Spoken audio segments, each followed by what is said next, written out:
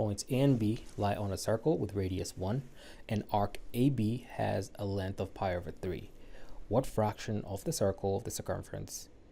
What fraction of the circumference of the circle is the length of arc AB?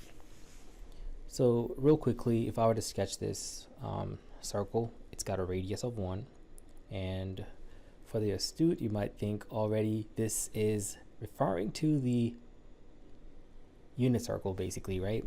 So if arc AB is over here, is given to us as pi over 3, that's the length of arc AB. Thinking of the unit circle, if you were to measure the entire circumference on the unit circle, the full circumference is 2 pi. Okay, so now we can use a proportion to answer this question. How would we set the proportion up? Very simple. We're being asked the pi over 3 is what fraction of the full circle. You know what? We don't even need the proportion. We'll make it easier. So we are taking pi over 3 over 2 pi over the full circle, 2 pi. And if you will, I'm going to write 2 pi as a fraction. Like, it doesn't have a denominator, which means I can give it a denominator of 1. And I'm doing this so I can let you in on a shortcut. When you have a fraction divided by a fraction, you can do what I've come to refer to as the outside multiplied over the inside multiplied. So what would this be?